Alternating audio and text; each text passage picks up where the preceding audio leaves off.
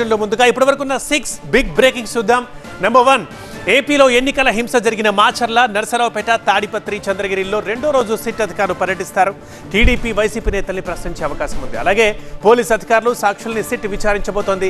ఇప్పటికే ఆయా పోలీస్ స్టేషన్లలో నమోదైన ఎఫ్ఐఆర్లు, సీసీటీవీ ఫుటేజ్లు, సోషల్ మీడియాలో వచ్చిన వీడియోల్ని సిట్ పరిశీలించింది. ఇక సెకండ్ బ్రేకింగ్, హైదరాబాద్ సుచిత్ర ప్రాంతంలో మాజీ మంత్రి మల్లారెడ్డి భూ వివాదం కేసులో రెవెన్యూ అధికారులు రంగంలోకి దిగారు. ఇవాళ ప్రాంతంలో సర్వే చేయబోతున్నారు. 2 వర్గాల ఫిర్యాదు మేరకు కేసులు నమోదు చేశారు. సర్వే తర్వాత ఎవరి భూమి అనేది క్లారిటీ వస్తుంది. ఇక third breaking, Delhi CM Kejriwal ఏకంగా ప్రధానికే ఛాలెంజ్ విసిరారు. తమ పార్టీ నేతల్ని వరుసగా అరెస్ట్ చేయడానికి నిరసనగా తమ పార్టీ నేతలు, ప్రజాప్రతినిధులతో బీజేపీ ప్రధాన కార్యాలయం ముందు నిరసన చేపడతామన్నారు. అలాగే దమ్ముంటే అరెస్ట్ చేసుకోమని కూడా కేజ్రీవాల్ సవాల్ విసురుతున్నారు. ఇక ఫోర్త్ బ్రేకింగ్, జమ్మూ కాశ్మీర్లోని షోపియాన్లో బీజేపీకి చెందిన మాజీ సర్పంచ్ని ఉగ్రవాదులు కాల్చి చంపారు. ముష్కర మూకలు రెచ్చిపోతున్నాయి.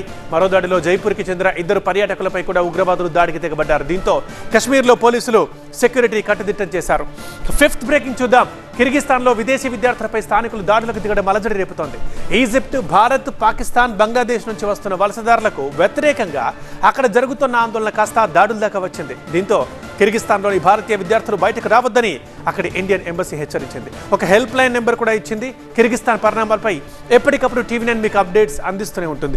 ఇక sixth and final breaking, Monday ఎండల మే నెలల్లో చల్లని కూల్ పరిస్థితులు కనిపిస్తున్నాయి.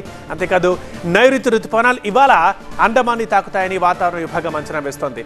ఈ నెల 31 నాటికి కేరళని, ఆ తర్వాత జూన్లో తొలివారం లేదా 10వ తేదీ కల్లా రాయలసీమలోకి నైరుతి ప్రవేశిస్తుందని ఐఎండీ చల్లని కబురు చెప్పింది.